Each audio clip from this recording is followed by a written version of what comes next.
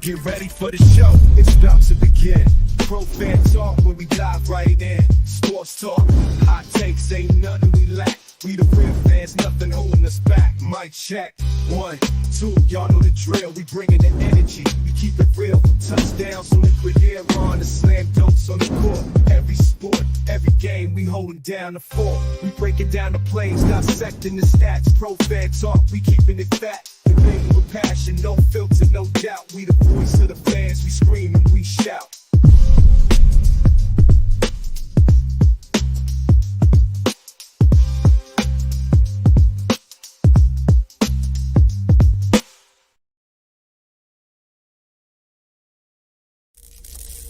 Get ready for.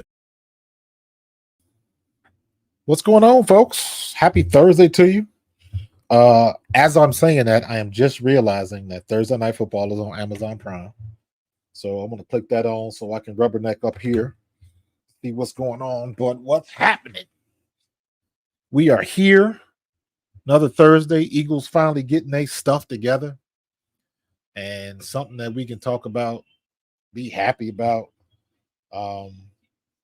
It's like this is where it's supposed to be.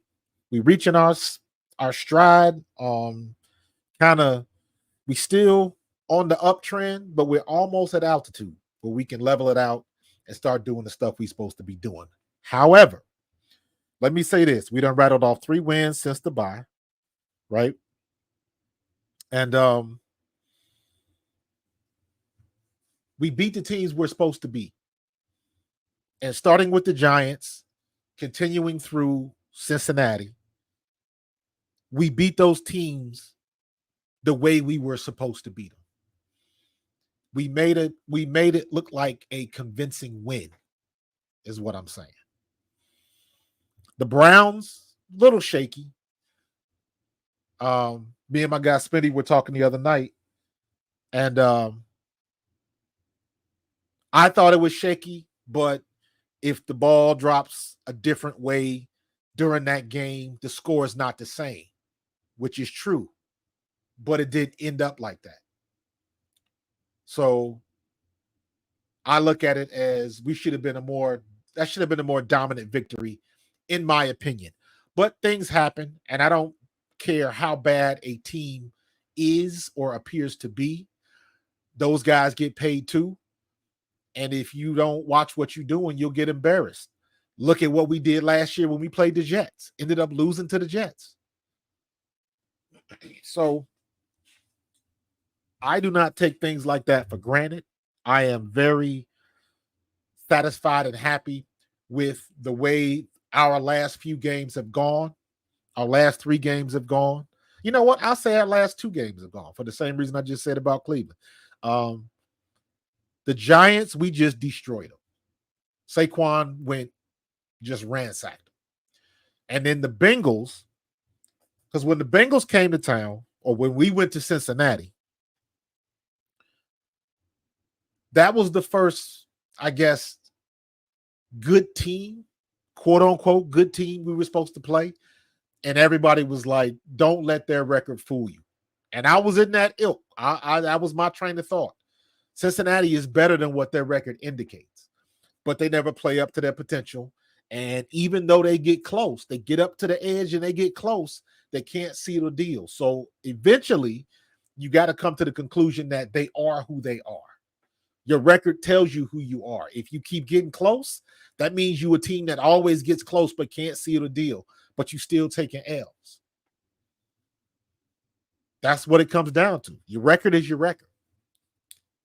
Woulda, coulda, shoulda.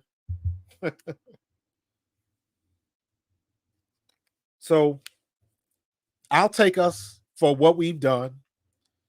I'll take it for how I see it and what I'm seeing right now. Is we have reached our stride and we have gotten to a place where it seems like the optics are we are comfortable with who we have and what we are doing. And that's what you need. That is something that we did not see last year. For me, it goes all the way up until about the Rams game. The Rams game, Sean Desai had a good game, tight game in the first half. Second half, we shut them down. And I was like, okay, now it's looking good. Sean Desai understands what he's doing. And then it all went to shit. This year seems like a little bit different. It seems like, again, they understand that running the ball first is the best course of action. Running the ball is how you set the tempo. Saquon Barkley has proven that he can set the tempo in any game he's involved in, right? This guy, you have to take him into consideration for what he's doing and what he's bringing to the Philadelphia offense, period. You play action with Saquon Barkley, the linebackers must move. I've been in situations, I've seen it on film. If you don't have a good running back that earns the respect of the defense, all your play action is whatever. If they do give him the ball, I'm not scared of him. So having Saquon back there, watching him do the things that he has done, he has shown that he is a game plan. What's up, C-Man? What's up, Afrado? What's up, Daniel Berry Sports? So Afrado says we beat the Jags by 28 points. Oh, you live in Jacksonville. Okay. So you're going to be at the game with your coworkers. That's what's up. See, man, you can throw digs if you want to, man. Wasn't nobody saying that in 2022 when he did what he did. Listen, man, coaching matters, bro. Coaching matters. Hey, Mom. Coaching matters. It doesn't matter that Shane Steichen was calling the plays. Jalen Hurts was doing what he was doing, and Jalen Hurts had proven that he can beat you with his legs or beat you with his arm. He proved that in 22. Now, last year in 23, that got suspect because you didn't know what was going on offense. It was, I would love to hear from Brian Johnson because I've said this before. I refuse to believe that they did all the research with Brian Johnson, interviewed other coaches, decided on Brian Johnson, and all of a sudden he's not the guy for the job. I refuse to believe that. I refuse to believe that he just came in there and that was all his coaching, his ideas, his concepts. I just don't believe that. I believe Brian Johnson may have had ideas of his own that got overshadowed because this is Nick Sirianni's offense, run this offense. And maybe he didn't get a chance to put his footprints on it, whatever that situation was. I'm simply saying that I don't believe that the Eagles did all of their homework, had watched this guy come up through the ranks for 3 years or however long it was. And then when he finally gets his opportunity,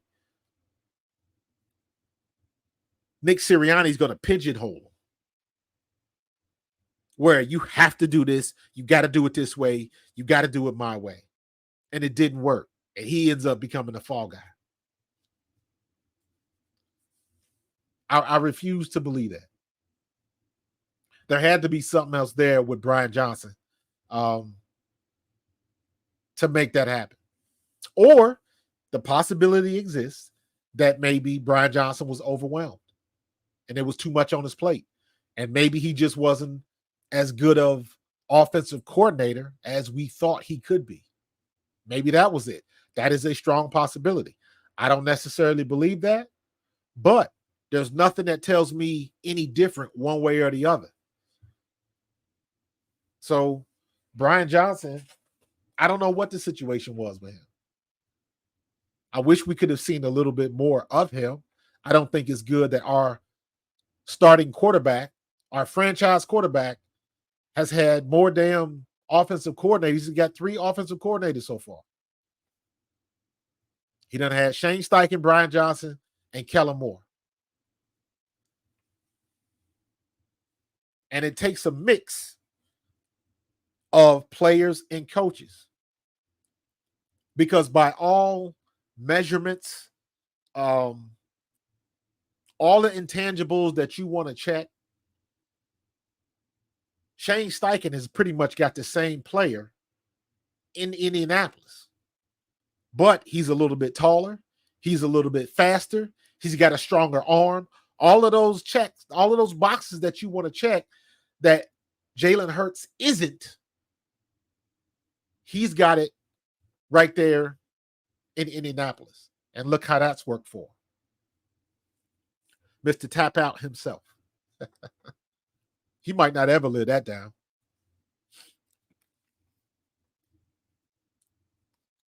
So you got to have a situation where the coaches and the players have to mesh. I put out a video earlier this week where I was talking about Baldy reported via Twitter. Somebody asked him about why didn't they change the offense weeks ago? Why did it have to take going into week 8? And Baldy said through meetings, the players expressed that some of the stuff they were doing on the offense they didn't like. So they changed some things up. And my thing was, the only way you can do that is if you got a good relationship and good communication with your team, with your players. That's the only way that happens. Period. Because you're not going to be in a situation going in demanding stuff. It's not going to happen. That's not going to happen. So I'm glad it happened like that. And I'm glad, the word got out that we could even do something like that. Or maybe say it like this, that Nick Sirianni is at a place where he can make that happen. You know what I'm saying? Because some situations, some coaches, that ain't going to work. Look at the situation up with the Jets. Aaron Rodgers got Robert Saleh fired. And Robert Saleh's defense was balling. And they still let him go, which I don't understand. But, hey, you do you. You see where that got you. Devontae Adams and all. That didn't help your situation. So, there's a lot of stuff when it comes to that. So here's the video I was talking about. Hold on. Yeah, check out that video talking about team communication. You don't come in there and say, hey, coach, we think we need to do some things. Take this out, put this in. Every coach is not going to listen to that. Because you got to remember, coaches are doing everything to get to that point, to everything that they have done to get to where they are matters. Because up to that particular point, everything they've been doing is working. If it wasn't, they wouldn't be in the job. Right? So now you all of a sudden you're trying to tell this dude it ain't working no more. Well, what's not working? Are you not running the plays? Are you not blocking? So there's got to be a lot of communications because let's be real, it's a lot of egos involved in that locker room.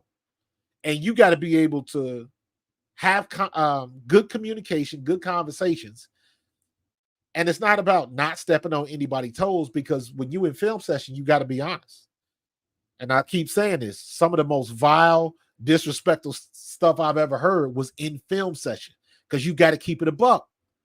You got to keep it 100. You can't lie in film session. The big guy in the sky don't lie. The problem is, if you try to cover for somebody and you see it on film, somebody's going to look stupid, because either the player was right or the coach was right. So it is or it isn't. You can watch it 30 times on film. You'll know without a shadow of a doubt, was the coaching bad?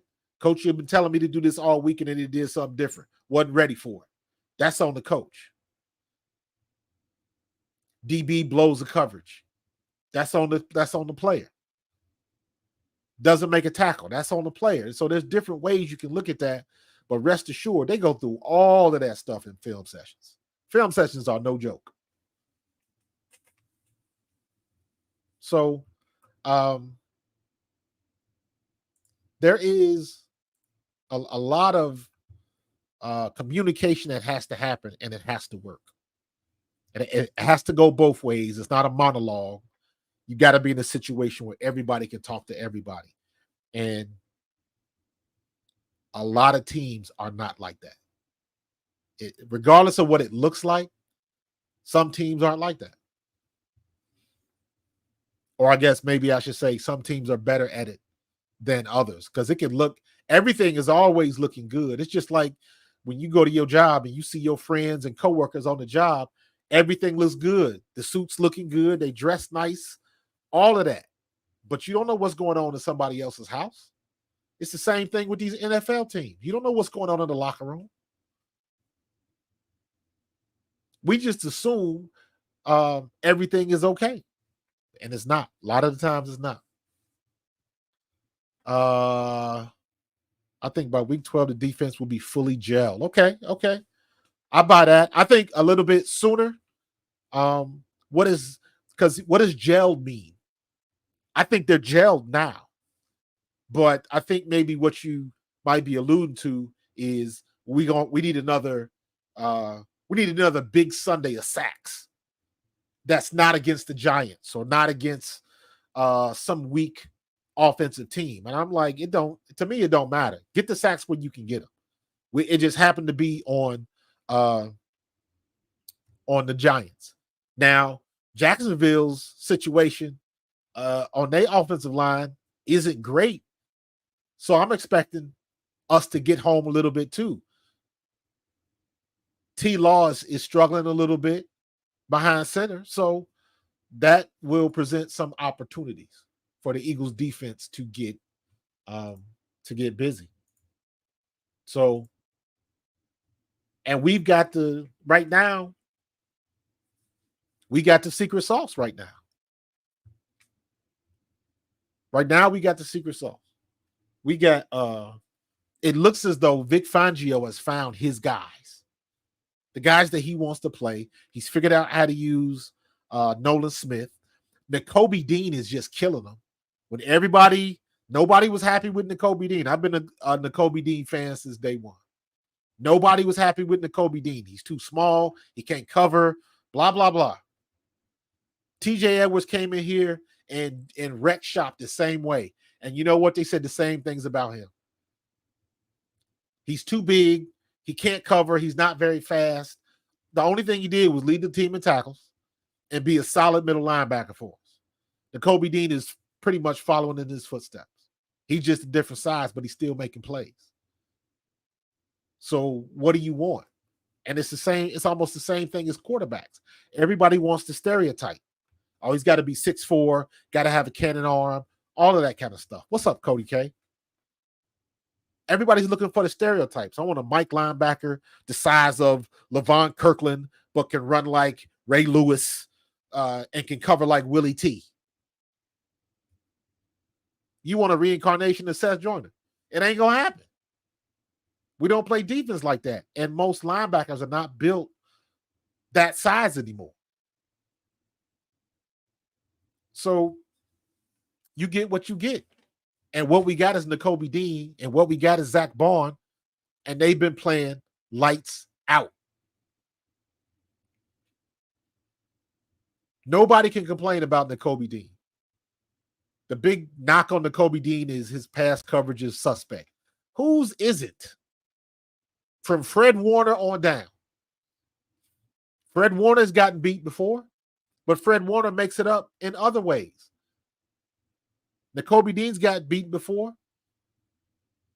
He makes it up in other ways. So I don't get caught up into what everybody thinks should be a situation, man. So you can't go into it all like that, man. It's just, you got to look at it every week is a season. Every game is a season in the NFL because a lot of things can happen. Sometimes most times, the biggest factor in a team's success or failure in a given NFL year is injury, not whether or not they are a good team.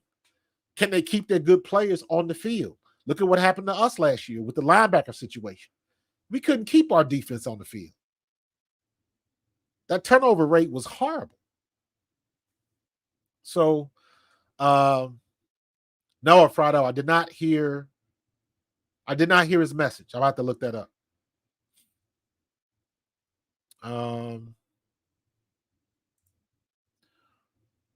I have to look that up, Blunt. I didn't see that. But I believe it because Zach Bond, and listen, you can go back, look at I don't know what date it was. It was me. I was on with Tone. I was on with Tone DeShields. And we talked about Zach Bond. This is preseason. This may have been before camp started. And me and him were talking about Zach Bond. And I said it because I went back and watched film on him. And I was like, every time this kid gets on the field, he makes something happen. Now, he ain't get a lot of clock, but every time he stepped on the field, he made a play. And to me, it stood out. And I was like, this guy's got lost in the sauce down in New Orleans. And he is itching for an opportunity to play. And he was a prime situation where the guys that were in front of him, were they contract players? You got to play them because they got the big contract, so you're going to get the most out of them. When you had the stud sitting on the bench, playing special teams, now he gets up here, gets this opportunity, and he going to make the most of it. That's exactly what's going on. Same thing with Fred Johnson. Everybody's faced in the right direction. Jalen and Sirianni are in the captain's quarters steering the ship. But everybody's looking in the same direction. And that's what you need. D'Amico Ryan had 102. Okay.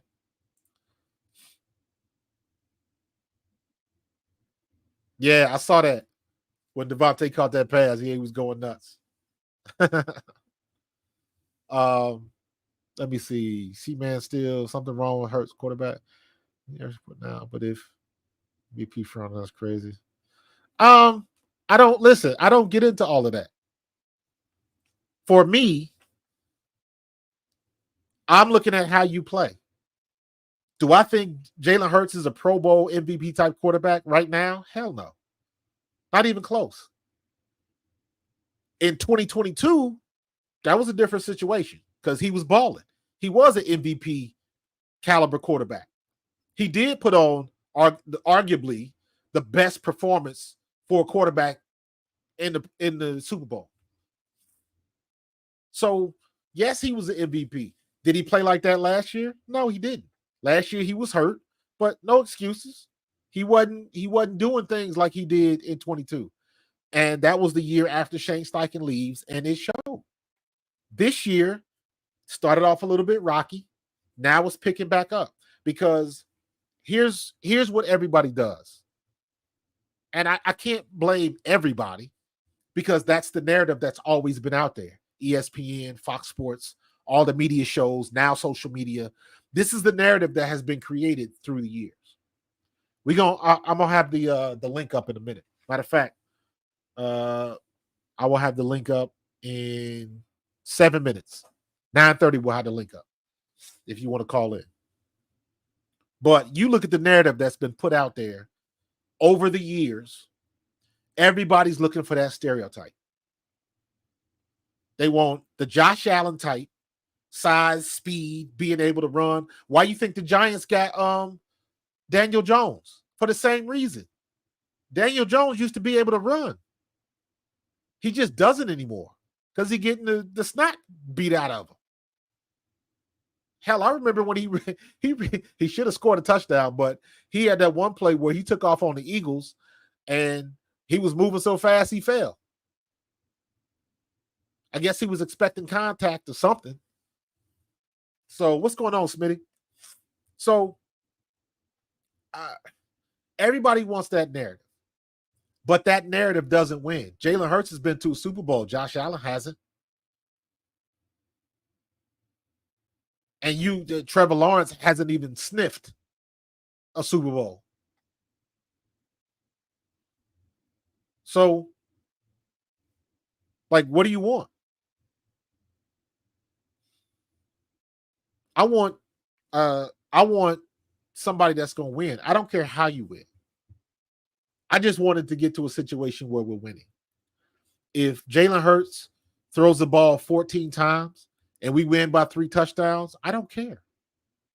Because at the end of the year, it doesn't matter. Technically, I think Colin Kaepernick should have a Super Bowl. If the lights didn't go out, I'll never forget that. So, you look at some of the Ravens team and what's the quarterback that won the Super Bowl with the Ravens? You can't tell me he was a great quarterback. So everybody gets a turn in one way or another. And that's okay. You look at when the Bears go back, I know this might be getting a little bit too far back, but when the Bears won the Super Bowl in 85, they didn't have a great quarterback. Vince McMahon wasn't a great quarterback. He was good, but he wasn't great. He was just in the limelight.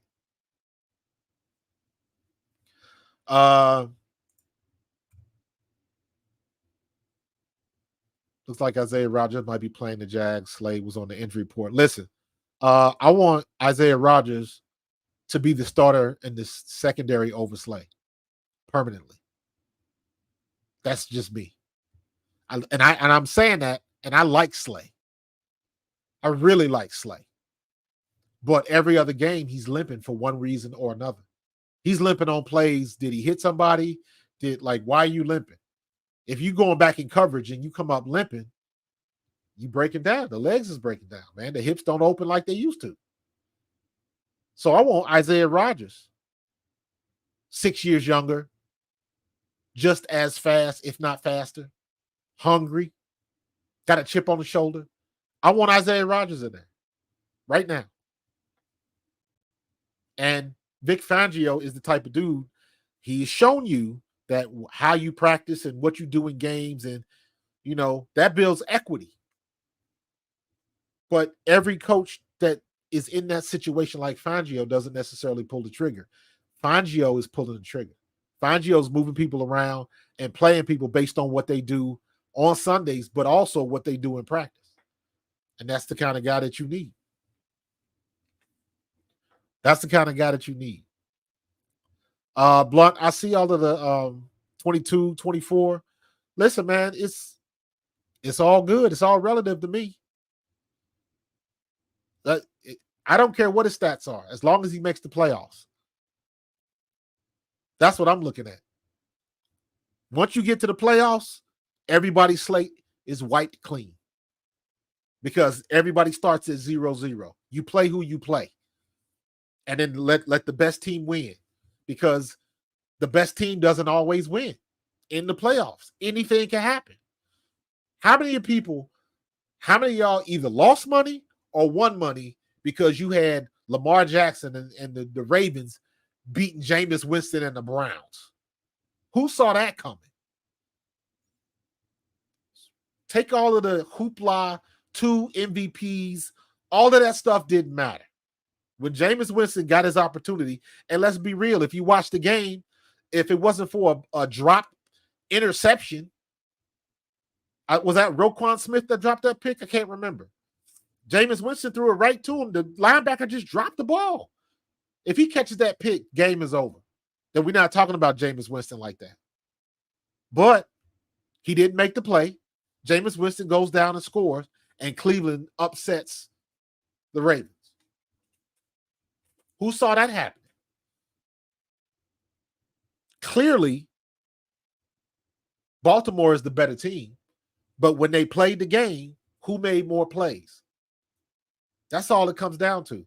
So the stats are a good thing. That's something for them to talk about on TV, period. That's something to talk about there, but not necessarily, hold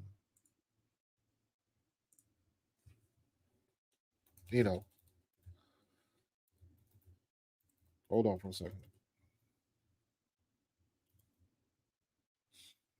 So it's I don't get caught up into that too much, man. I just put the link in the chat. So if you want to jump on, click the link. I'll see you in, and I'll bring you in. But I don't get too crazy on the power rankings and where you rank my quarterback. The only thing I care about is we came off a bye. We were bitching and moaning because our bye week was early because we had to play in Brazil. But come to find out, that bye week came at the perfect time for us. And it worked out the best for us. And now it's paying dividends. So I don't worry about that stuff, man. I just think we need to keep doing what we're doing. It looks like we got our identity. That's what everybody wants to call it. And I just think that we figured out that maybe we need to run first, period. Now, I mentioned this a couple times before, and I was a little bit mistaken. I was a little bit misled because I was looking at 1 year, and I was telling you that Kellen Moore had a history of running a balanced offense. What I was referring to was in 2022 with the Cowboys, Kellen Moore, his pass run ratio was 556 to 531 for the season. That's dead even. That's dead even. But then you gotta look. Stats don't lie, but they do deceive. So sometimes you got to look beyond the numbers. And what I forgot was that was the year Cooper Rush started 5 games because that got hurt. So they leaned on Zeke a lot. So they went to the run a lot, and the balance was a lot closer. But you go back to 2019, 597 to 449. That's just over a 50-play difference. In the big scheme of things, in a season, that is extremely balanced. That's a what? A 56-play difference? 597 to 449. So, I take that back. That's what, 100, my math is all jacked up. That's 100, 142. But in the big scheme of things, that's still close.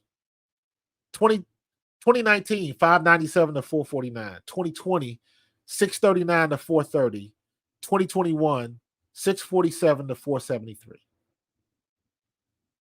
So in the overall big scheme of things, Kellen Moore has had a pretty decent equality run versus pass.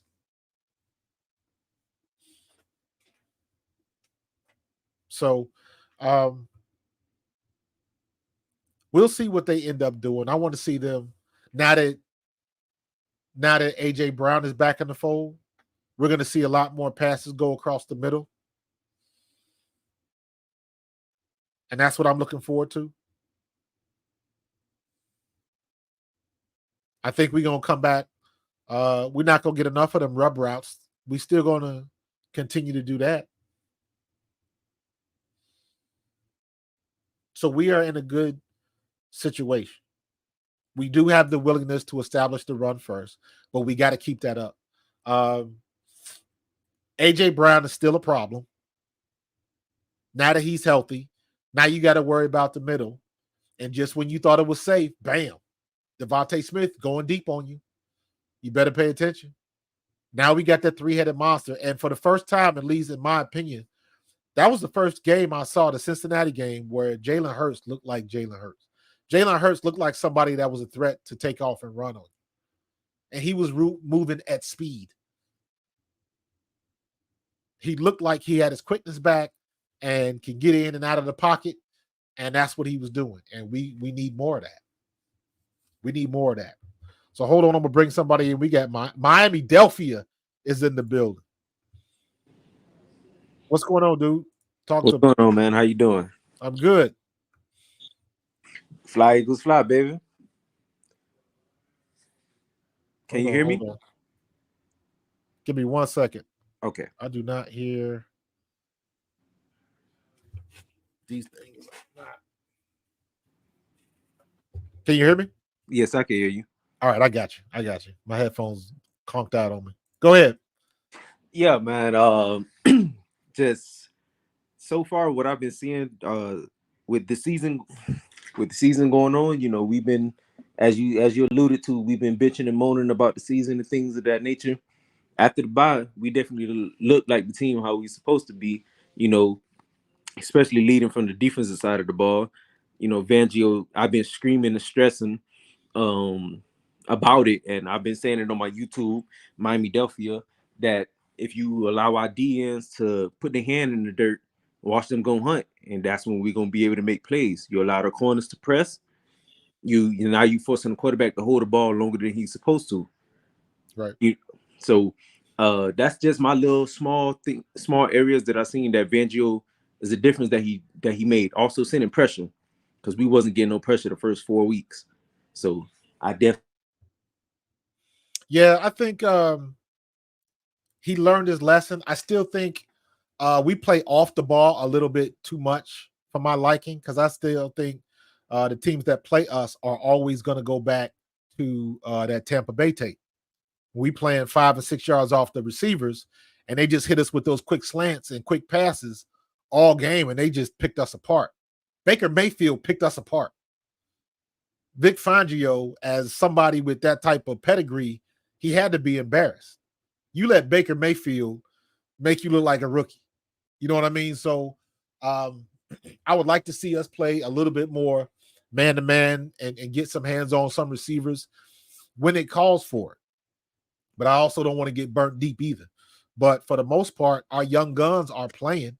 And like I said earlier, man, I'm of the ilk now that I want to see Isaiah Rodgers in there, period. Definitely. Slay to me, Slay is a backup now because he can't stay healthy. So I want to see Isaiah Rodgers as a starter, and I need to see him with more snaps because I think he's just ready, and I want to see Keely Ringo get more snaps. True. So would you say Darius Slay father time catching up with him? Absolutely. And I'm saying that I love Slay. Absolutely love Slay. Same. But Slay be coming up limping, and he didn't even make a hit.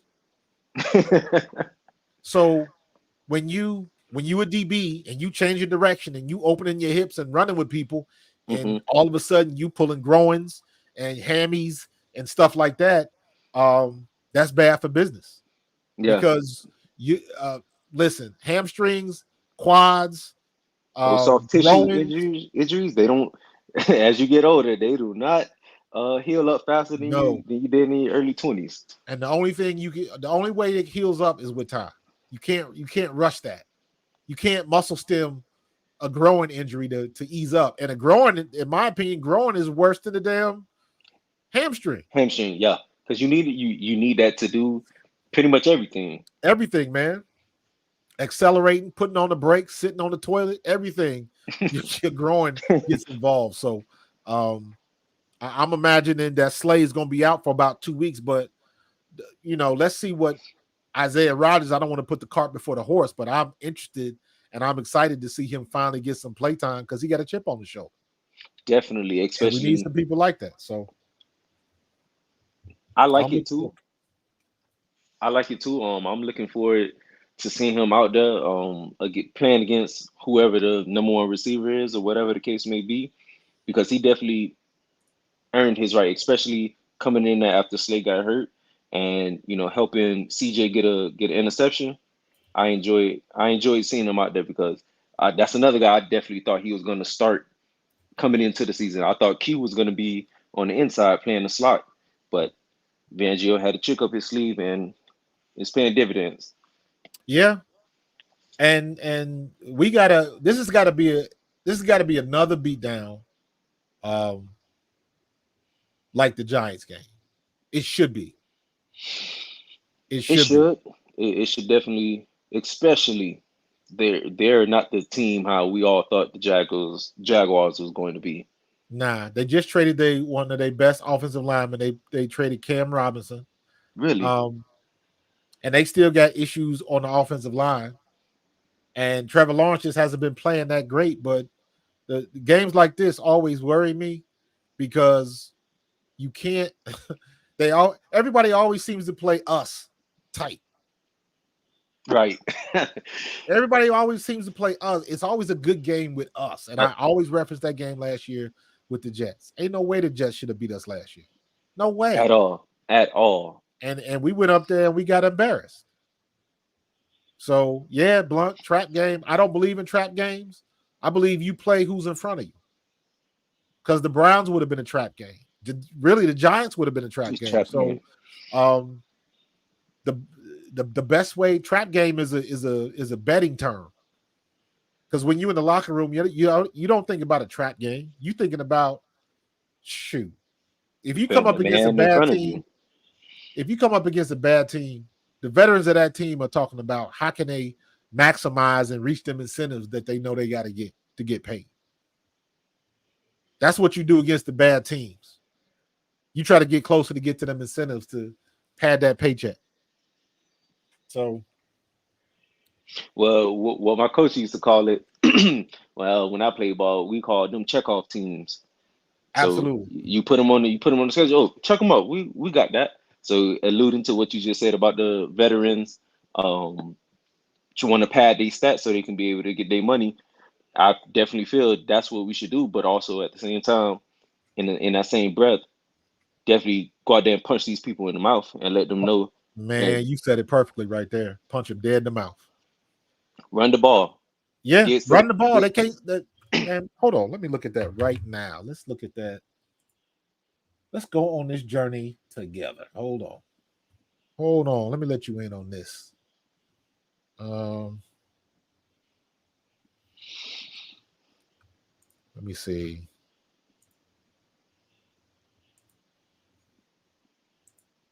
There we go. No, that ain't good. All right, I got to get used to all of this stuff. Yeah. I want to see where Jacksonville is ranked. What is their defense rank? What is their run defense rank?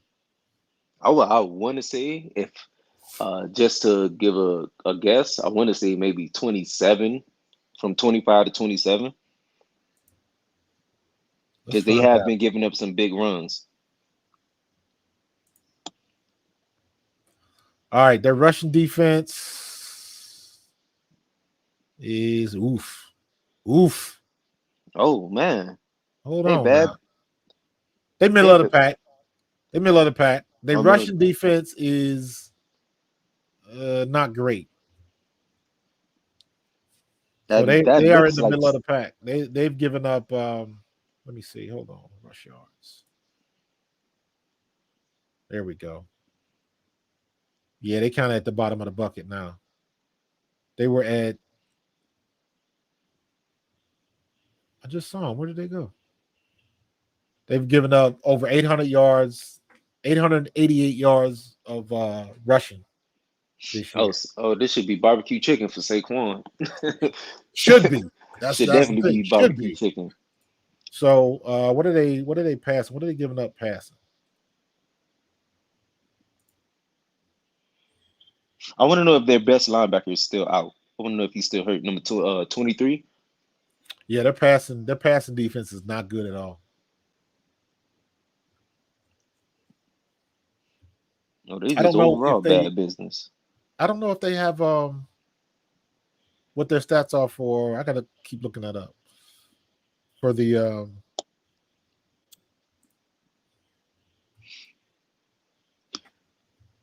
If you the head coach of the Eagles right now, what's your philosophy going into this game? What's your game plan?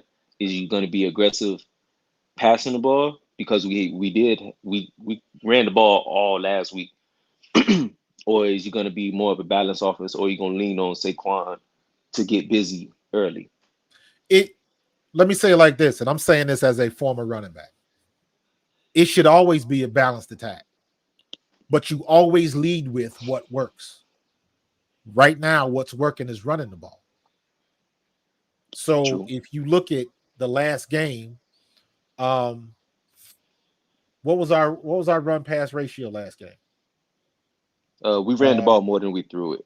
I don't Yeah. know as far as numbers wise. I don't know, but I do know that Saquon had 17, 18 rushes, if I'm not mistaken. Yeah, hold on. Let me see. I'm gonna find this out. Week 8. What's the score of the game right now? Is it 7-0? Yeah, it's still 7-zip. Stroud, he got hurt. Did he? Yeah, Oof. he's up now. He walked off the field on his own Concussion? will. Nah, not concussion. They didn't take him in the blue tent. I think probably back or leg or something. Oh dang! I gotta see They that. just missed the field goal. Who missed the field goal? The Jets? Nah, Texans. I want to see the Jets lose the rest of the year, man. I can't stand Aaron Rodgers. I can't. Man. I can't stand that dude. I liked him when he was younger. I liked him when he was when they was trying to get rid of Brett Favre, and Brett Favre didn't want him to start. That's when I liked Aaron Rodgers. Well, Then he became why is that though? Why don't you like him? Aaron Rodgers. Mm-hmm. I don't like his attitude. He Okay. strike me as one of them guys where it's always somebody else's fault. And you the guy. You the guy Yeah. they brought in to turn everything around. $50 million they paying you. You the guy. They brought in your boy. Devontae Adams is cursed, man. That's what I believe that. You believe so? He does not have any good luck where he goes. He wanted to get out of Green Bay. He gets out of Green Bay, and then the young quarterback turns out he's pretty damn good. But now he's in Las Vegas, and David Carr had no was crap, quarterback. and then they shipped him out of there. Then he gets stuck with Gardner-Minshew, and it's like, and I saw Gardner-Minshew, and I actually had to go back and remember Gardner-Minshew went to Nick Sirianni and asked him to be the main starter, to just bench Jalen Hurts so he could start. I appreciate the moxie, but it was like, nah. Oh, come on, man. He definitely, out of all people, he should definitely never went to Nick. Shoot your shot, but it was quite clear when you started them games and couldn't. You had a good game against Dallas, but couldn't seal the deal. So I always laugh at stuff like that. And when you see those situations, when you see people like Devontae Adams and Aaron Rodgers, Devontae Adams just dropped the ball, hit him dead in the hands. Yeah. You a future Hall of Famer, you're supposed to catch that. Now Aaron Rodgers, he's forcing the ball now. He's forcing the ball. You got Gary Wilson on the other side. That was a perfect pass. Adams just couldn't come down with it. And you know what? Aaron Rodgers had that same look on his face with all them other receivers, and everybody's doing the same thing. That's a good place, Sting League. You get what you get. But I've never liked, Rodgers was just, I don't know. He just became too conceited in my view. With me, I always like Aaron Rodgers as far as like talent wise. Like he's probably the most talented quarterback to play the game. I understand. Yeah, I am on the younger side, so I didn't get a chance to see Montana, Elway, Marino, and things of that nature. Yeah. But from watching Aaron Rodgers, I never seen nobody throw a bomb, an 80-yard bomb on the tightrope, and it hit the receiver dead in his hands. the best pure passer I've ever seen has to be Marino. Okay. But now Marino played. I was young. I was a teenager, but I understood the game at that point, so I understood what I was seeing. Mm-hmm. And Dan Marino was the best pure passer I've ever seen. The guy that had the best arm I've ever seen, he was a trash quarterback, and that was Jeff George. Jeff, I don't even know. I don't even know who that is. Jeff George played at the University of Illinois, and he Uh-huh. played for the Colts in the I guess in the late 80s, 90s. Mm-hmm. And you talking about a rocket arm, but he was one of those guys. He was kind of like Rodgers. He was an asshole. He thought he was God's gift to quarterbacks, and he wasn't that good. Great talent. He just couldn't get it done. Right now, Mm-hmm. in my opinion, the most talented as far as all the check boxes, size, height, all of that kind of stuff, I would probably say Josh Allen. Josh, he turned the ball over too much. Josh Allen is what, 6'4", can probably run a 4.5, can throw the ball a country mile, but he just hasn't got over the hump. Is it because he playing in a Patty era? What do you mean? And he playing in the all right, you know how Peyton Manning, he didn't win as many Super Bowls as he was supposed to win because he played in the Brady era. Same goes for Drew Brees and all the other great quarterbacks. Do you think that the reason why Josh Allen haven't gotten over the hump is because he's playing in the because right now this is Mahomes' era. He's running it right now. Right. So I think he's due for one, but he got to show me that he could beat Mahomes. So far, he haven't beaten him at all, especially when it counts. Well, the thing I like about Patrick Mahomes is the best quarterback, all-around quarterback. Oh yeah, without a doubt. But Patrick Mahomes proves my point about Jalen Hurts. Patrick Mahomes doesn't check all the measurables. When Patrick Mahomes, the reason why Patrick Mahomes is what he is because out of the gate, that's who Andy Reid wanted. And Andy Reid knew what he wanted to do. So he's been in the same system since he came in the league. That's the thing that people miss in my perspective. Isn't his Hurts like what? So sorry to cut you off. Isn't his Hurts like third or fourth different coordinator? It's his third coordinator as a pro. I believe it is his 8th or 9th coordinator since he was a freshman in college. A lot of fans don't understand that really plays a part, a huge part. They do not understand how difficult it is to learn an NFL playbook. It is I will never forget when I got signed with the Eagles. I reported to rookie camp a day late because I had an exam the day I was supposed to fly out. So I couldn't fly out until late. So I missed that first day of practice. And I remember getting there and they threw a stack of plays. I mean, it was a staple cheat, but it had about 12, 15 pages, front and back, 6 to 8 plays per front. So you're talking about probably about 30 to 40 plays on one sheet, front and back. And I had like 10 pages of that. And then the coach was like, this is what you missed today. This is what we learning tomorrow. And I was like, wait, what? And you got to learn all of that shit. And for quarterbacks to be able to understand all of that verbiage and all of that, just the play calling it's ridiculous, man. It's ridiculous. And they got to be the ones to know where everybody's supposed to be on the field, on the line of scrimmage, and where they, to be able to mentally jockey that. I'm with you that most people don't understand how much that takes. It's crazy. And for him to have been through 7, 8, 9 offensive systems through since he was at college to here is incredible. But when you look at somebody like Patrick Mahomes, when you look at somebody like, even though it hasn't manifested yet, you look at somebody like Brock Purdy, everything's remaining the same. That's why Brock Purdy is so good now. He was a good quarterback in college. He just didn't check the boxes. Mr. Irrelevance. They was throwing him a bone. And it's like, oh, what do you know? He can learn an offense. He does throw a good ball. He can scramble pretty well. He's a good quarterback, but nobody wanted to give him the time of day.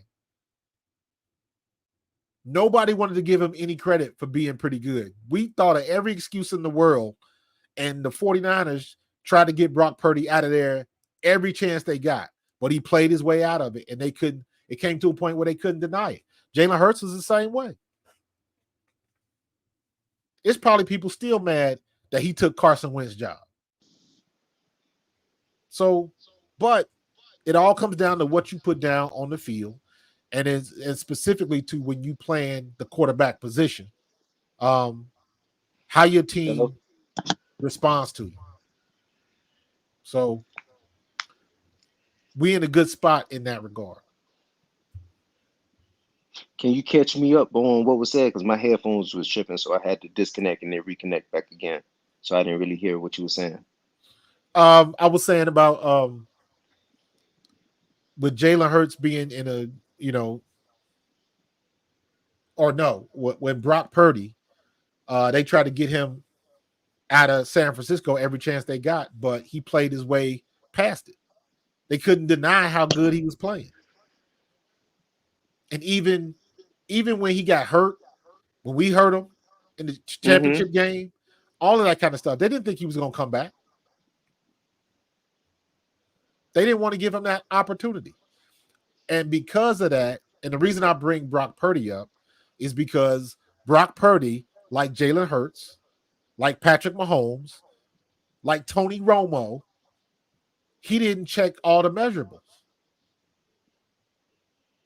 And every chance they get is always going to be somebody, even here in Philadelphia, there's always a big contingency of fans that they just don't think Jalen Hurts is the guy because he's not 6'4", because he's not a drop back quarterback, because he doesn't have like the Aaron Rodgers arm and stuff like that.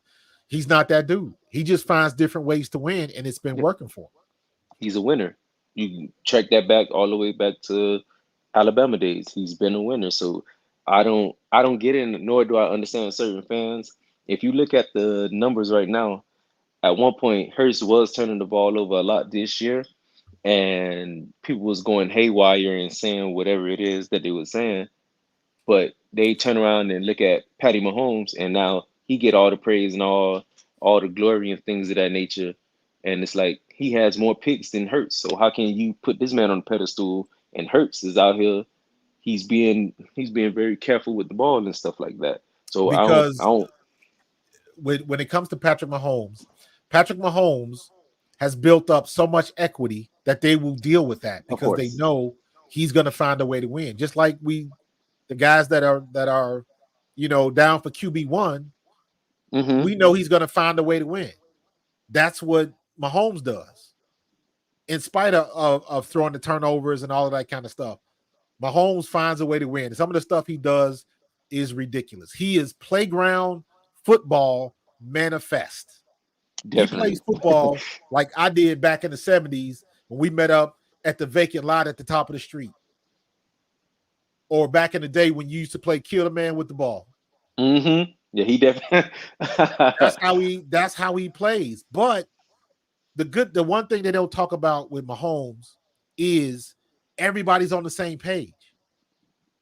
He's got unspoken communication with Travis Kelce. Definitely, he got a look. He give him a look, and he know where he's gonna be. How the hell are you gonna be scrambling and throw an underhand pass and your receivers be ready? They practice that. They have to, because he does it too much. He does it too easily, and the receivers are ready for whatever he does. You got to practice that to be aware and recognize when it's happening. And basically, Kelce or whoever, they're running their routes and they're like, "Uh-oh, he's scrambling.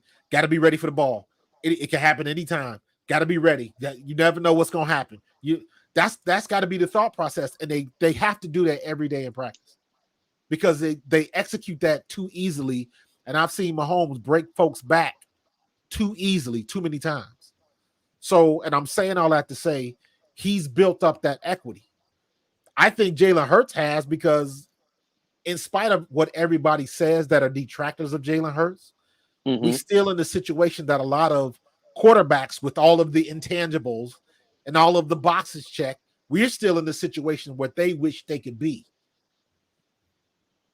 with the quarterback that doesn't have all of the skills. So to me, it does come back to being a winner. But when you talk about that on the shows with all the media heads and in social media, people look at it like it's a cop-out.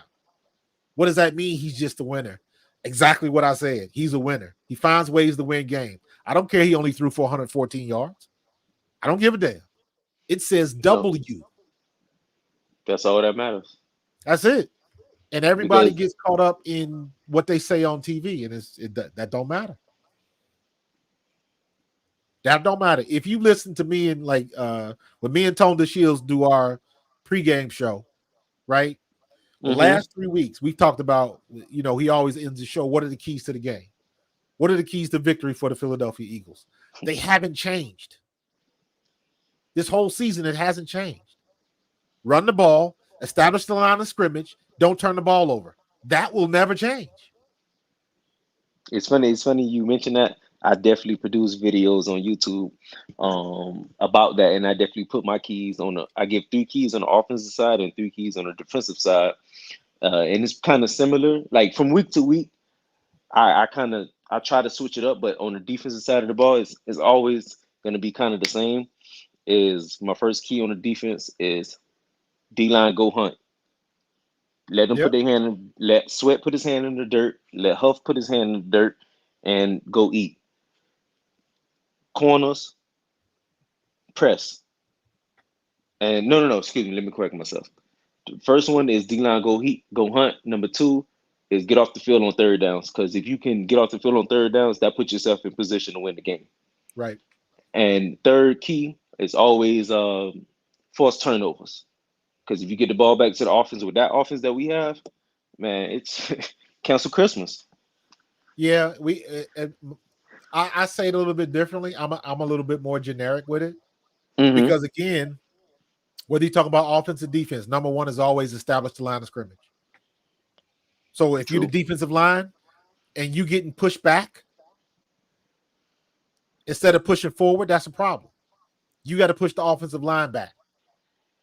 And you got to establish that line of scrimmage. What that means is if they running the ball, that means the running back has got to make a cut or make a move before he even gets to the line of scrimmage. That means he can't even hit the hole.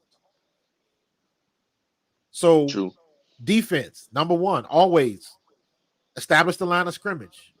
Number 2, my linebackers have got to tackle. I know I'm accepting the fact that our linebackers are going to get beat sometimes. There's no way to change that. Yeah, definitely. Roquan Smith gets beat.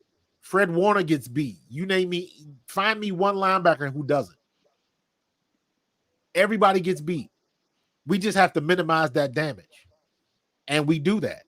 But we have to tackle. For whatever reason, what's up, Don Vaughn? For whatever reason, last year we could not tackle to save our lives. And it was horrible. We don't have that problem this year. It gets a little sketchy because I still think we have our cornerbacks are coming up and sometimes they making business decisions. But for the most part, with Sidney Brown and Blankenship, now Cooper DeJean and Quinyon and Isaiah, and definitely Killy Ringo, we got some young guns back there that are not afraid to hit. They is not afraid to get them no face. CJ Gardner-Johnson brings the wood. Every play, every play. Yes, but sometimes I think CJ can be a little over aggressive. Definitely. And sometimes he's paid for it. But I'm willing to take that risk. Because you can't. There's always going to be a play where you got beat. Because again, the other guys get paid too. So there's always going to be a situation where you can get beat. It happens. But as long as we make plays, eventually Quinyon Mitchell is going to catch one of them damn picks. Quinyon Mitchell should have 3 picks about this 5. year. I was just about to say that. I say 3 or 4. 3 or 4 picks he's supposed to have. Especially his first pick was supposed to come in the first game when he drove on that comeback. It was either a comeback or a hitch. When he drove on it, I'm like, oh, he about to get it. And he dropped Now it. it'd have been a pick 6. Definitely. Yeah, I don't know what he need to do. He need to get on the jug machine. Our defense should have 21 points. Definitely. Quinyon has dropped a pick 6. N'Kobe Dean dropped a pick 6 versus Green Bay. And there's another one that I think Cooper DeJean may have dropped one too. Eventually, that's going to stop. And we're going to start making those plays because the closer you get to the end of the season and eventually into the playoffs, those opportunities can wreck you. I mentioned earlier about the Cleveland game with the Ravens. The Ravens had Cleveland dead to right, and they dropped a surefire interception. Hit the linebacker right in his hands. He dropped it, and you gave Jameis Winston another opportunity. Then he throws a touchdown 2 plays later.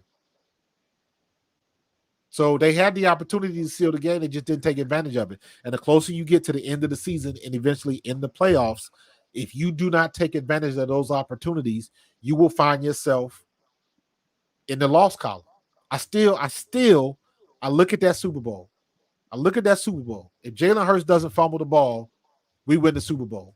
If we don't give up that bum-ass special teams play, we win the Super Bowl. 2 plays. 2 plays made the difference. Jalen Hurts played, and even Jalen Hurts got he played immaculate. He made up for it. But still, I look at it from the standpoint of that's 6 points that we take off the board. And what did we lose by? 3 Every points. possession counts. It does. You got to take advantage of every opportunity. And every time I see, if it's to your point, getting off the field on 3rd down, every time we miss getting a batted ball or we drop a pick, that's another opportunity for them to throw the ball down the field and get 6 points on. And when we get to the point where we can eliminate those missed opportunities, our defense is going to be even better. Even better. It is, especially, now it's about to get serious now because, we about to step into division play. We got the Cowgirls coming up. And then if I'm not mistaken, we play Washington right after them, right? I don't think it's right after them. No, you know what? No, I think you're right. But either way, it's going to be tough because, at the end of the day, those games are always tough because it's divisional opponents. So it's never going to be just a one-sided game. Sometimes it is, sometimes it's not. But for the most part, it's always a tight-knit ball game and stuff like that. We got to come out there doing what we've been doing. Yeah, we play the Eagles next week. We go to Dallas. Then we got a Thursday game against the Commanders at home. And then we play, and then we go to the Rams. And then we go to the Ravens. Baltimore. Yep. Now and then we play the Panthers. That's the game right there that I really it's really going to tell me what type of team we have. Because possibly, just possibly, that can possibly be a Super Bowl matchup. Listen, man, we got to get past damn Dallas. True enough, but Ravens showed you the blueprint on how to beat them. Turn around, hand the ball off, give 2-6 that pill. Yep. Let 2-6 run that thing, and then on top of that, I like Smitty against Diggs. I like AJ against Diggs. I like Smitty against whoever the other corner is. Yeah, but like I was saying earlier, for some reason, clearly right now we are a better team than the Dallas Cowboys. But when it comes to playing Dallas, it never works out like that. We should be just whooping ass all up and down the field, but it never works out like that. And it's always a tough game. Always. Always. And I don't know what, and it's going to be the same way against the Commanders. And depending on how we play this week, because I know Jaden Daniels is hurt, but Jaden Daniels has been playing lights out. No. He the real deal. He the real deal. He's the leader of Rookie of the Year right now. Offensive Rookie of the Year. He's going to win it without a doubt. Now, absolutely. Him and your boy in Buffalo, Keon Coleman. He been going bonkers too. Both of them are playing well. But what Jaden Daniels did the other day, that was incredible. I was glad I was watching that game live, man. You don't see plays like that often. You don't. So congrats to him. Blunt says Dallas has been 12-5 for the last 3 years. This is never get over the first. Never get over. Listen, I agree with you, but regardless of we bad or if they're bad, for whatever reason, it's always a good game. Always. We rivals with Washington, we rivals with Dallas, and they always give us a good game.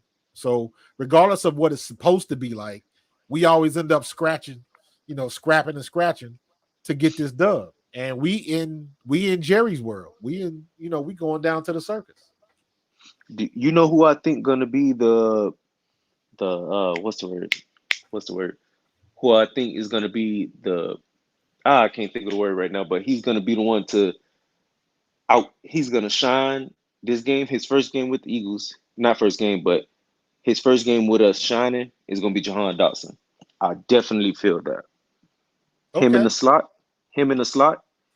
I like him working against whoever the Cowgirls or whoever Jaguars inside guy is, but we just got to find a way to implement him into the offense. I'm curious as to see what they're gonna do when we get to the Commanders game. Are they gonna put him in action? Are they gonna use him? Because that's a revenge game for him. We let Saquon go stupid against the Giants, so why not let him? Washington ain't the Giants though. True enough.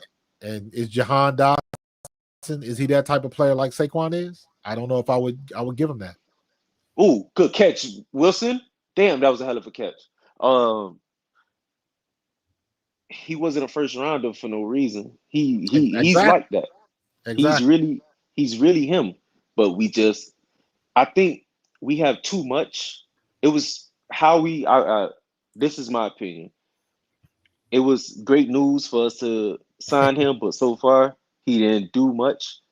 I feel that Howie was just trying to put a complete team together because we've been complaining about a third receiver, that we had to go get a former first round pick, and now the Saquon is going bonkers. So now that's taking touches away from him. AJ got hurt, but he came back. He's back to doing what AJ gonna do.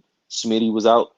Now Smitty getting the ball. So it's too many weapons around him for him to get the ball. Because when he was with Washington, it was only him and McLaurin. Yeah, but Smitty said that before too, and I was like, who? If it wasn't Jahan Dotson, who would they bring in that's going to take targets away from AJ and Devontae? I can't think of anybody. Because regardless of who came in, it would all be at the come on, Aaron Rodgers. Now you want to dap him up and get secret handshakes, and you ain't even want to give solid no dap. Man, get out of here with that nonsense, man. I can't stand Aaron Rodgers. Aaron Rodgers and that head coach in Denver. Oh, you don't like Sean Payton? Nah, man. Nah. Oh man, why? You ain't gonna do Russ like that. I was like, when I saw that, I was like, nah. That looked like that's personal. Is it business? I was like, I'm out. You can be a good coach, man, but you ain't gonna treat me just any old kind of way and think it's okay. Okay, and I see where you looking at it. To me, in my opinion, he crossed the line when he did what he did, when he started cussing them out on the sideline and all that kind of stuff. He crossed the line. And again, my opinion, the only reason he did that was because he knows Russ's personality. And Russ ain't the dude that's gonna come back and cuss you out, and he ain't that dude. So that kind of goes back to the thing your grandmama used to tell you. People will only do to you what you let them. Allow them to do. And he got the right one. Because he know that, Russ a Christian dude, probably don't curse. He ain't that dude. So he felt comfortable bullying him in front of the world. I was like, I'm out on you, dude. I'm out. I hope Denver don't win another damn game.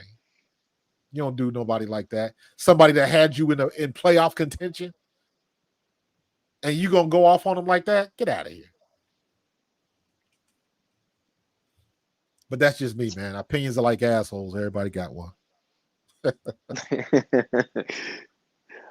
My opinion when it comes to that, I feel like now about the whole cussing out part, I definitely don't agree with that, because at the end of the day, I'm a grown man just like you. Don't talk to me like that.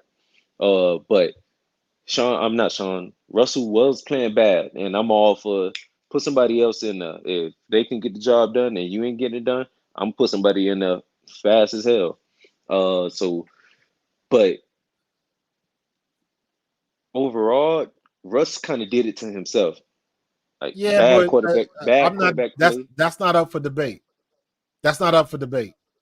Whether he was playing well or not playing well, my only issue is at the pro level, you don't do that. You just don't. I've seen players get a lot less for doing a lot worse than what Russ ever did. Mm-hmm. So that's why I'm like, I don't buy that. I don't buy that at all. He that was a bully move. And he did that with intent. He knew the cameras was on him. He knew what he was doing. Sean Payton ain't no fool. So that's why I say, like, when something like that happens, you ain't losing your temper. You did that shit on purpose. So I was like, yeah, I'm out. Hope you don't win another game. So, but in any case. So we got some things to do, man. But I appreciate you hopping on, bro. I'm gonna stay on for about another. What time is it? Yeah, I'm gonna stay on for about another 15 minutes. If you still want to get on, you can still get on.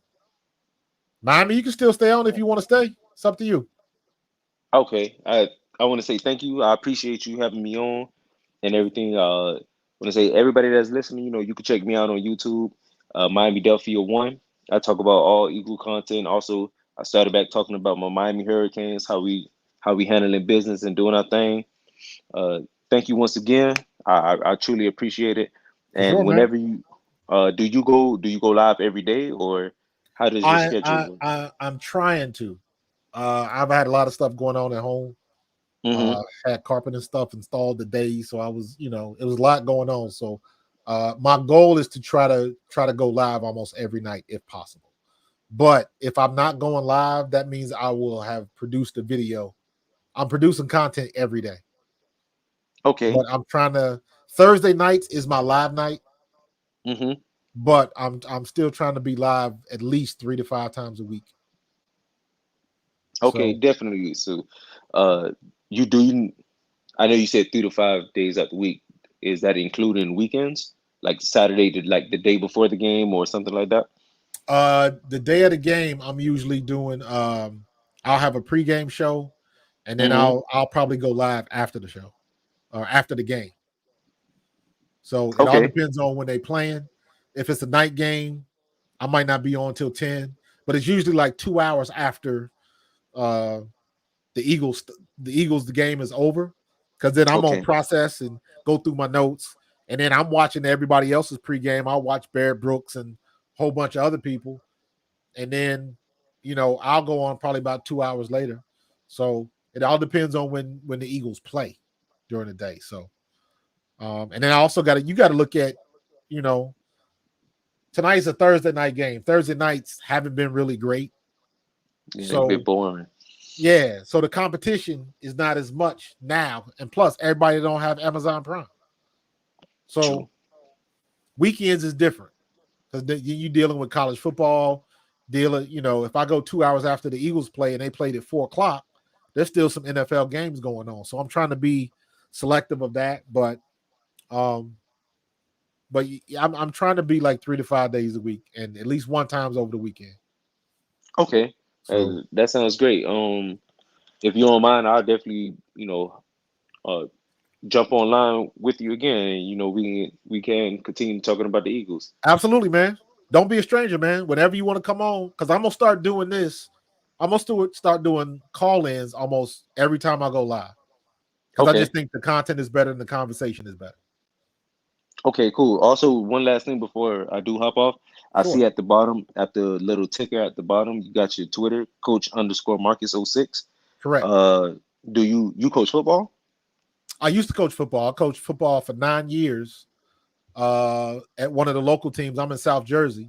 So I was doing that Okay. for a while. But the moniker just stuck. When I was working, I used to work at Apple for a long time, and everybody Mm-hmm. knew me there as coach. So it just kind of stuck. Mm-hmm. Okay. Okay. I'm gonna give you a follow on Twitter, and we can definitely talk things through on there. That's what's up.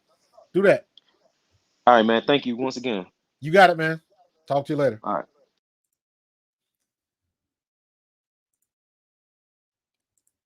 I appreciate that, Miami Delphi.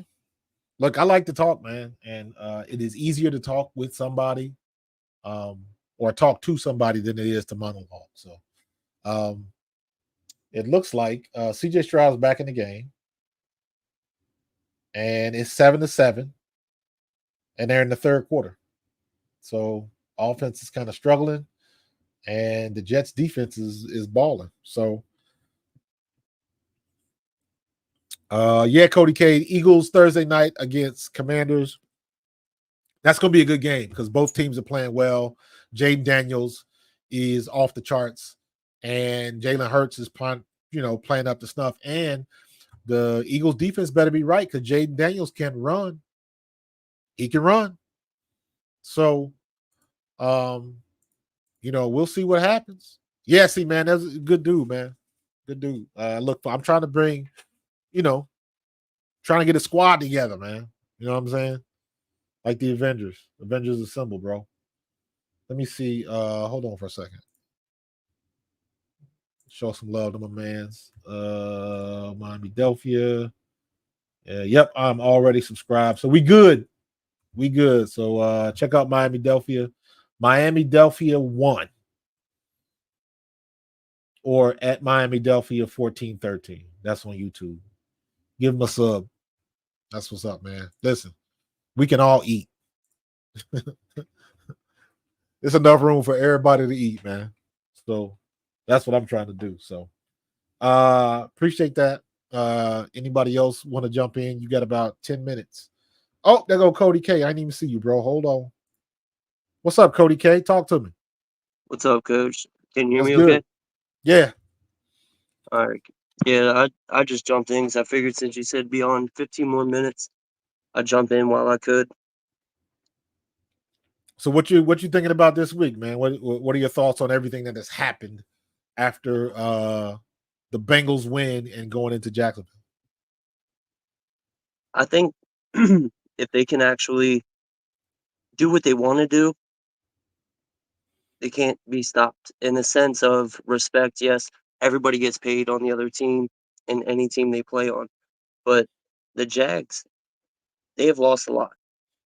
Not Yes. only games, but not personnel, but players. And it's sometimes, have you noticed that there's an addition by subtraction because young people want to make their name known? And we're the team, I guess you can say, to beat.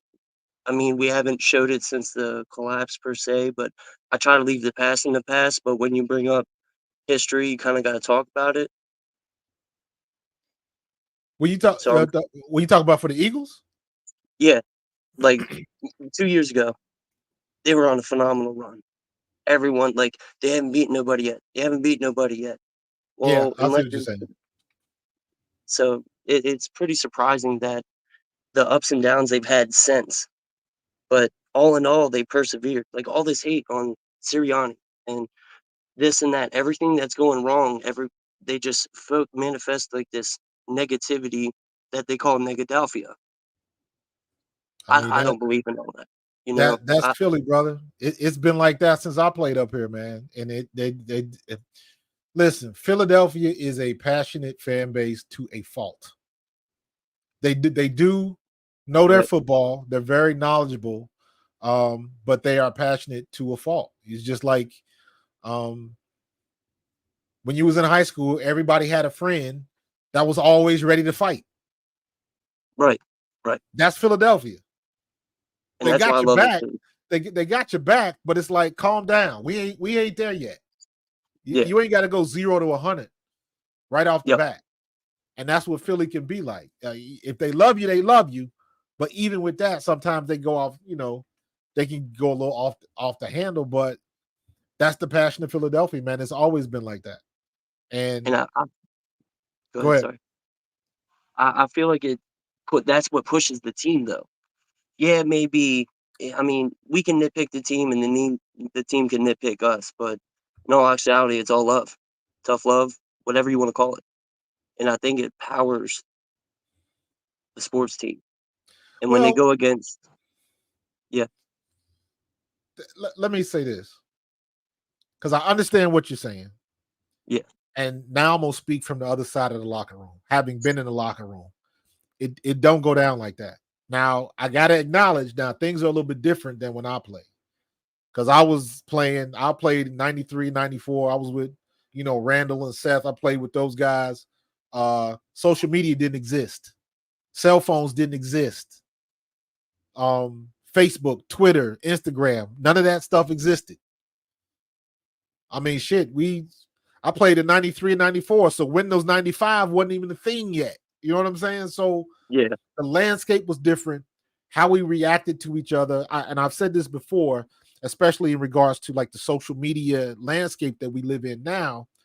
Back when I played, if somebody wrote a bad article about you, they had to see you that week because all the beat reporters came in the locker room every day. And that offered the players an opportunity to question these reporters. There's a famous clip. You could probably look it up. It was Bobby Bonilla when he played with the Mets, and some reporter wrote something bad about him, and it was that whole clip is about Bobby Bonilla trying to like he wanted to fight this dude, and Bobby Bonilla was like, "What you want to do?" And the dude was like, "What are you talking about?" And like it was like a very awkward, uncomfortable standoff because Bobby Bonilla was ready to knock this dude's head off. But the point I'm making is back then you didn't have keyboard warriors. You didn't have people that could write stuff about you with impunity. Everybody had to come see you. Now you don't get that. But the other side of that is when you are in the locker room, as players, we know how to turn it off. And I hear that a lot where people think like the fan noise can really affect the team. Not as much as you think. Not as much as playing and as if you stinking up the field, you find that out in film session. Right. And I keep saying that. I've been saying this a lot lately. The stuff that you hear in film session is a hell of a lot worse than anything you'll ever hear on WIP. I can believe it. There's a difference between, it's just like if somebody off the street tell you something or come at you a certain kind of way, that doesn't have as much meaning as if it was your mom or your dad or your sister, somebody that was close to you, somebody you had feelings for, that you have a relationship with. When it's those people, it hits harder, good or bad. And that's the same way in the locker room when you getting that feedback and you watching tape and you making the same mistake that you have made 3 weeks in a row, and everybody's giving you the side eye in the film room. That hits harder than anything you saw in the paper or what somebody wrote to you on Twitter. So I don't think that happens as much as people think, or at least I don't think it has as much impact as fans and sports radio like to lead people to think. I hope that wasn't too long-winded. Oh no, not at all. It's actually pretty cool how the side that we get, the perspective that a lot of fans they like to talk and that they don't know and see. So it's kind of like you're like parents and kids. When you teach your kids something, you're trying to teach them the right way, and you don't know you're doing wrong unless you get told you're doing wrong. So you think whatever's normal is normal. Well, with you having your platform is great because when I first, I'm trying to think, last year, maybe a little longer, I've been watching and I've clicked and subbed and been watching as much as I can ever since because I like your point of view. You I get that appreciate that. side that not everyone gets to know. Like if you didn't do this and I knew you from like being a neighbor or something, I'd pick your brain all day because I love football and everything indoors, but just hearing your stories and stuff about how football was before, because there's different eras of football. I Absolutely. guess you could say it's weaker. I would say over legislated. Yeah, Got to protect your it's investments, I the guess. rules are like I chime in. There's a monthly, or is it like bi-monthly? It's an NFL alumni meeting with the head of competition. Um, and he talks about rules and changing rules, adjusting rules, roughing the passer, things like that. And I don't agree with some of the decisions they make, but I understand why they're doing it. I just don't Right, agree with it. And it does, right. to your point, it does water the game down a bit, but they committed to it. So there's nothing, all we can do is Yep. bitch, moan, and complain because it ain't gonna change. Yeah. So, one of the nastiest dudes in the NFL, John Runyon, was one of the nastiest dudes. He was a Philadelphia Eagle legend. He'll be a Yep. Hall of Famer when his time comes. John is literally the guy that hands down the fines for the NFL. He's that dude. The So it's like irony. it takes one to know one. You know what I'm saying? Yeah. So um it just happens. It's I listen to a lot of sports talk and I try to listen to Ike. I try to listen Yeah. to when Big Hugh was on. Barrett Brooks is somebody I consider a friend. He's awesome. You know, Awesome. for me, a friend, like I see Ike, me and Ike are both from Cincinnati, but Yeah. when me and Ike are in the same spaces, we're friendly. What's going on, homie? That sort of thing. But Ike isn't necessarily somebody I could call off the blue and say, Ike, can you come on and talk with me a couple minutes? Now, I might have to try that, but I Right. know his schedule and I know he's busy. Barrett, I can send a text to is like, yo, let's connect and talk about the Eagles. He was like, bet, what day you want to do it? So That was a good show. yeah, and I'm gonna have Barrett on again. I'm gonna have Jason Dunn on again. And some other guys, and just like we had that perspective, man. And we try to be fair. And a lot of times maybe it comes off different because sometimes I hear what fans say, and I'm thinking to Right. myself, man, y'all are so far off the mark, it is not even funny. Right. Not even funny. But I get it. I'm on the other side of it. That's what the name of my channel is called Pro Fan Talk. I've been a Right. pro, Exactly. now I'm a fan, and we talk about it. So it's a dynamic that I juggle because I understand how fandom is, but also I'm like, nah, it don't go down like that. You can't sit there and tell me that sources told you that players went up to Jalen Hurts and didn't like his attitude and demeanor. I was like, Yeah. that don't even sound right off the bat. No. Like So sources. Whose sources? Like you've said before. yeah, I'm still gonna do a video about that. I'm gonna find a way to do that, and I'm gonna find out who sources is. Who is that guy? Yeah. I think sources is somebody's will to think of an opinion or make their opinion known and not want to take credit for it if it goes bad because you really make your name off of being right or Well, wrong because everyone wants to tell you about it. it's not that complicated in my opinion. When somebody says sources, this is how I this is how I rationalize it. Now, because of social media, teams will leak information. Right. So they can control it. Right. Uh-huh. So when somebody's talking to sources, to me, that sounds like a team wants to put a little information out there so they can control the narrative. Yeah. That's the price of doing business. Okay, I understand that.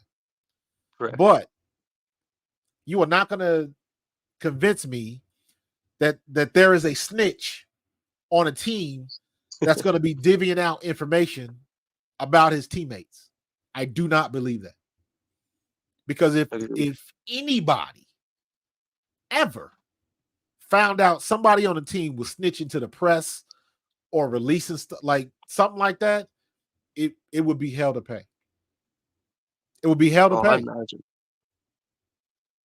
So from that's how I look at it, and I'm like, that's why I don't buy sources, because I don't believe that somebody snuck in the NovaCare and got a private conversation with Britton Covey, and he divulged some interesting information. Like, I don't believe that. Yeah. Now, I do believe sometimes somebody might hear a piece of a conversation and possibly take it out of context, or take what they thought they heard and run with it. Yeah. Because in this era, it's up to the player or the organization to prove themselves, guilty until proven innocent. Exactly. So, but it is what it is. But I try to be careful with that, and with my experience, some of that stuff just don't sound kosher, and it's like I'm not buying that. And at the end of the day, sometimes I'm right, sometimes I'm wrong. Sometimes they are getting information, but most of that stuff I'm like, nah. And these days, I never forget. Last year, I was watching NFL Red Zone, and they were one of their times where they going over like bunch of games in like 30 seconds, so they got to get it off real quick. And Trey Sermon was playing for San Francisco. It was a preseason game, and the guy was like, Trey Sermon looks horrible. He's already thrown a pick, and he's having a horrible game. Blah blah blah blah blah. Clearly, the guy didn't watch the game, because Trey Sermons ended up winning the game for San Francisco. Right. But what he wrote his little 10-second blurb was about, there was a stretch where Trey Sermon threw an interception, wasn't a good pass, and things happened, but he got himself together, drove down the field, and ended up winning the game for the 49ers. But they didn't say that. All they said was the bad series he had. So clearly, whoever was doing that news hit, they didn't even watch the game. And that's the problem you get when you get guys like Cowherd and I'm saying this, and I like Colin Cowherd, but you got to look at you got to look at the reports, and you got to look at how and when they released the reports. And I'm like, ain't no way you watched that whole damn game. There's no way. Yeah. And now you got a watched the highlight. situation where it's very easy. Devontae Adams already hurt. Damn.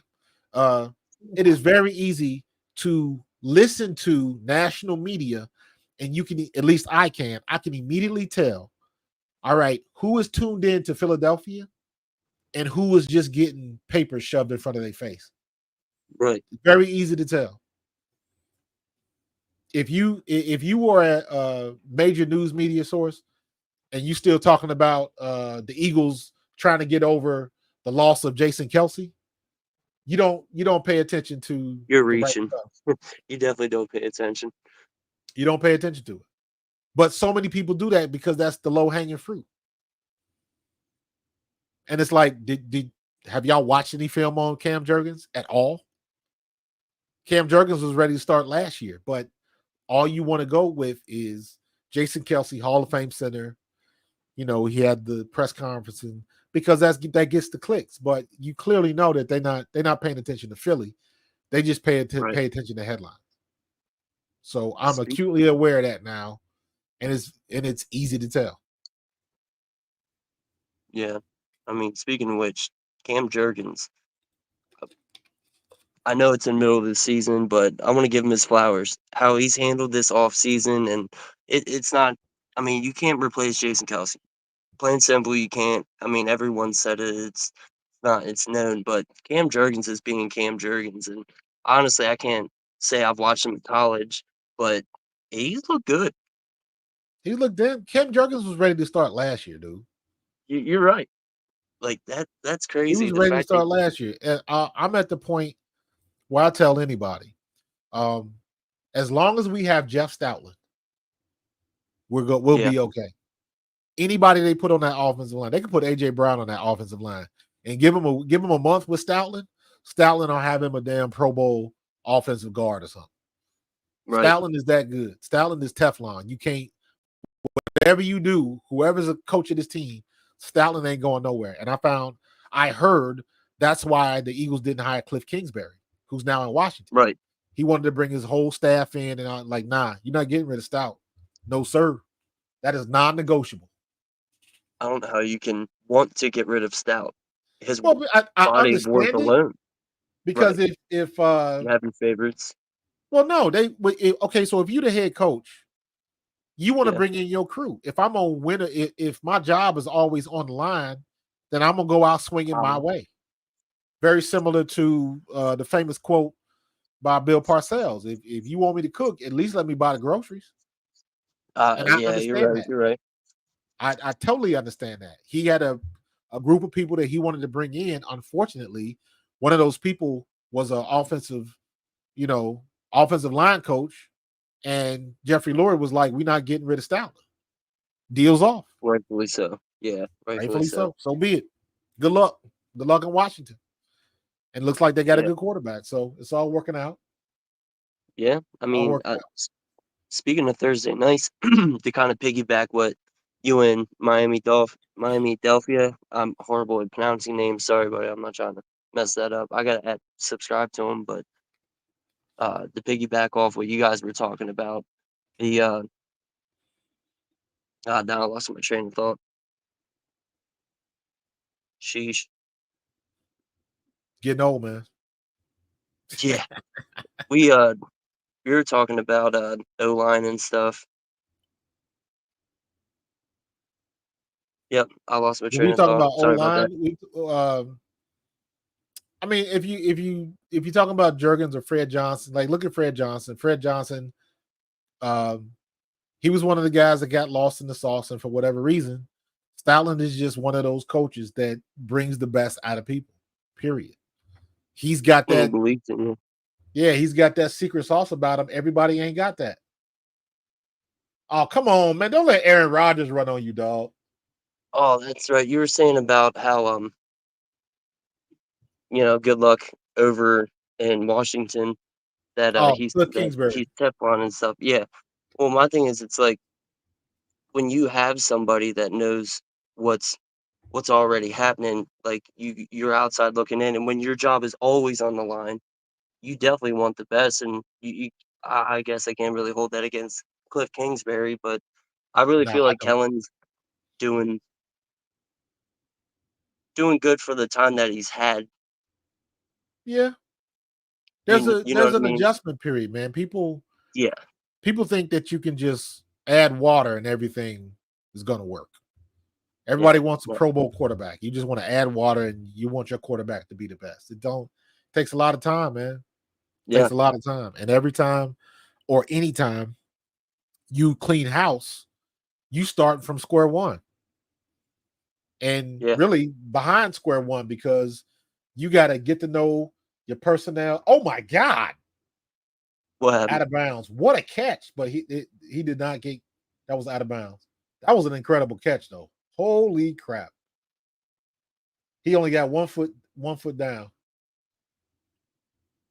Wow, what a Apparently, got to catch. have 2 different feet, not the same foot. George Pickens found that out. Yeah. That's the first Yep. time I've ever seen that kind of Same thing. catch. Yep. 1 Same foot foot in down twice, twice. don't count. That was an incredible one-handed catch, though. Wow. So, but all right, man. Cody K, I appreciate you jumping on, man. I'm about to get out of here. Hey, no problem. Thanks for having me on. Appreciate it. Talk to you next time you have it. If For I'm sure, available, I'll man. definitely jump in. I'm whenever I live stream from here on out, I'm doing call-ins. Awesome. Well, Man. I'll definitely jump on more. All right, man. Appreciate you. Have a good night, Coach. You too.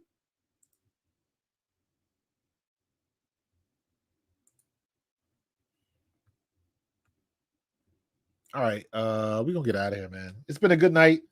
Hold on. Did they give him that?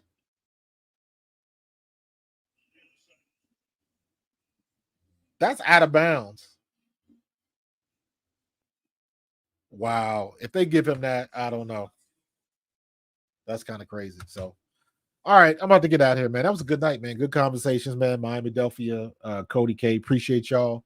And like I said, man, going forward, all of my streams are going to be taking call in. So if you got something to say, click on the link and get to getting. Don't get shy on me. Don't get shy on me. And if you are, make sure, if possible, make sure you have like a profile picture or something, so it just doesn't come up like a black and white thing. So that's, I'm asking. You ain't got to do it. If you don't want to do it, that's cool. But it would be, it looks better if you got like an Eagles logo or something. Just put something there. Picture of your kids. It don't matter. So just, add a little life to it, man. But I'm going to get up out of here, man. I appreciate everybody that was on the stream tonight. Had a lot of fun.